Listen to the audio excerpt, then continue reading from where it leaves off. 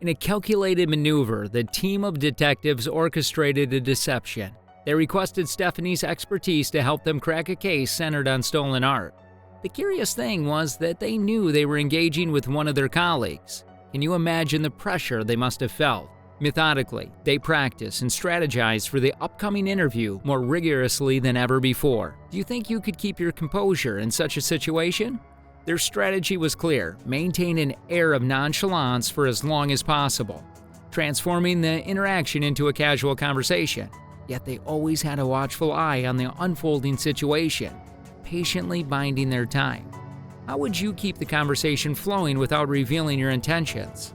They were waiting for the perfect moment to initiate the inevitable confrontation. What would be your strategy to unveil the truth without raising suspicion? As soon as Stephanie entered the interrogation room, the detectives swiftly set a friendly tone to counteract the usual foreboding atmosphere of such a place. They adopted a friendly demeanor and initiated a consultative discussion about art theft, demonstrating that the room wasn't solely a place for high-stakes grilling. I didn't want to bring this up in your squad room. Oh, no, it's fine. I think we're good.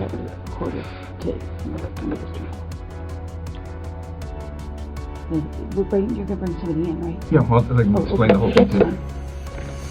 I didn't want to talk about this. Even though a conversation about art theft could occur anywhere, the detectives chose the interrogation room not because they particularly enjoyed spending time there, but because they had a more subtle motive. They explained their unusual choice of venue to avoid spreading gossip or speculation. However, the actual reason for the setting was rooted in the room's security protocols. All firearms had to be relinquished before entering the interrogation room, and so the detectives needed Stephanie to surrender her gun without arousing her suspicion. This was a clever move on their part, don't you think? Picture the scenario. You've committed a gruesome murder in a fit of jealous fury, taking the life of a romantic rival. 2 decades have slipped by since this dreadful act, and then, out of the blue, you find yourself in an interrogation room, face to face with 2 seasoned investigators. They mention a name, John Rutten, the very man for whom you committed the heinous act of first-degree homicide. Interestingly, the investigators already knew how to pronounce John Rutten's name properly. Their apparent mispronunciation was a calculated move to gauge Stephanie's reaction. It's a new case, and reviewing the case, there's some notes to see as far as your name being mentioned. Okay. Do you know John Rutten? John Rutten? Rutten. Oh yeah, I went to school with him. You did? Yeah. Murder aside, John Rutten was tied to the second longest relationship in Stephanie's life. And a psychiatrist would later assert that her pause before responding was 4 times longer than would be considered normal. Her act of pretending to take time to recall the name was an early sign of deception. It suggested a need for her to justify her extended reflection when in reality, the name John Rutten was deeply etched in her memory. Even if slightly mispronounced, she likely would have identified whom the detectives referred to within a fraction of a second. Stephanie recounts her past, saying, attended university and, well, started at UCLA in 1978 and, met him at the school, at the dorms. Yeah. How long did you know him? Gosh, I went to school in, went to UCLA in 1978 I started and, met him at school at the dorms. Mm-hmm. It's crucial to note that she merely mentioned meeting him at the dorms, but conveniently neglected to disclose that they had been in a relationship for 4 years and had shared numerous vacations together. Although not directly questioned about this, a truthful person typically volunteers such information without prompting. When asked about the nature of their relationship, Stephanie responds, "Yes, we were very close friends." She then wonders about the purpose of the interview, to which the detectives reply that they were investigating a case involving John. They tell her that they've come across notes and statements indicating John knew her well, to which she casually affirms their close friendship and dorm life during university. She acknowledges spending 2 years in the dorms, prompting the detectives to inquire if they shared the same dorm. Were you guys friends, close friends? Yeah, we're very close friends. I mean, what's this all about?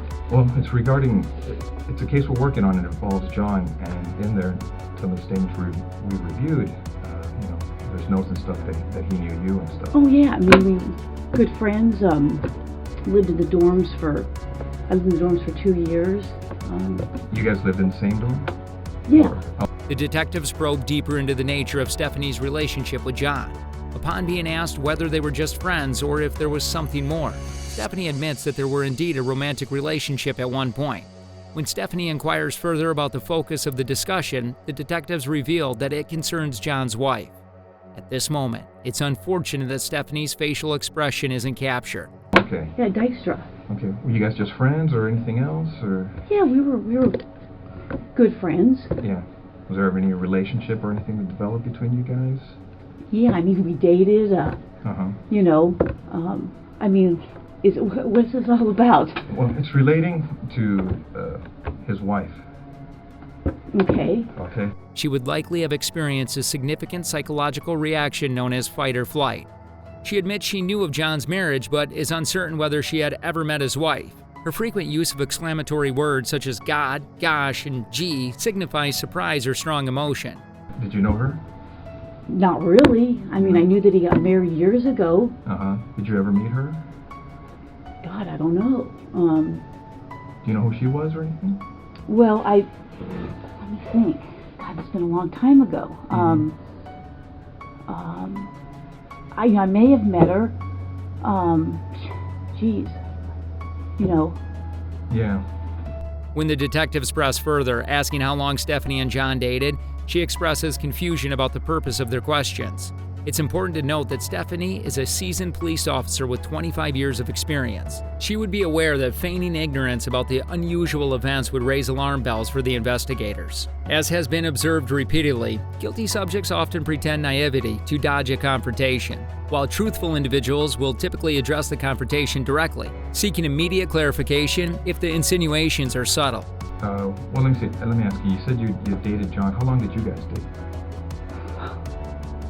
I mean, are you guys, is this something, I mean, you said I was going to interview somebody about art, and how you guys are, I mean. Stephanie, here's the situation. It's basically, we knew that this, when we saw this in this chrono, that maybe, there was some relationship there. That's what the chrono seemed to indicate, and we didn't want to come up to you at your desk and ask those kinds of questions or do anything. You know how up there people can see what's going on if you go into an interview room or people are in there getting supplies. Okay. So we wanted to afford you some privacy, some confidentiality to talk about this because we thought it might be, something, you're married to someone else, obviously, and so forth, and that you may not want to, talk about these things in that setting where someone, we don't want the rumor mill or gossip or any of that kind of. Or demeanor changes can indicate certain mental states or reactions. They are not definitive proof of anything. They can provide clues or indications, but they always need to be considered within the broader context of the situation, including the content of the conversation, the person's baseline behavior, and other factors.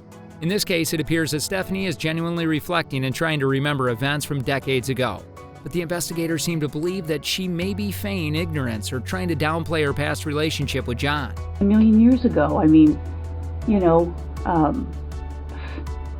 what year is it now? 2009? I mean, I graduated in 82, yeah. We dated. I dated other guys. I'm sure he dated other girls. Well, let me ask you.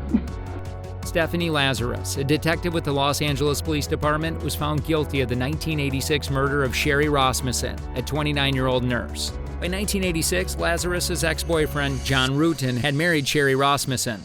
Tragedy struck on February 24, 1986, when Rasmussen was discovered dead in her apartment, having been shot multiple times. Interestingly, Lazarus was one of the detectives assigned to the case. Indeed, as the investigation progressed, Lazarus emerged as a suspect. She had the motive, opportunity, and even access to the murder weapon, but surprisingly, there was no physical evidence tying her to the crime. In 1989, the case was eventually closed. Fast forward to 2009, and the LAPD decided to reopen the case when new DNA evidence surfaced. Would you believe that the DNA matched Lazarus? She was subsequently arrested and charged with murder. By 2012, Lazarus was on trial. The prosecution presented evidence demonstrating that Lazarus had motive, opportunity, and access to the murder weapon. On the other hand, the defense argued that DNA evidence was unreliable. How did the jury rule? They found Lazarus guilty of first-degree murder, and she was handed a 25 years to life sentence. Even though she has continuously claimed her innocence, Lazarus has not had any success in appealing her conviction.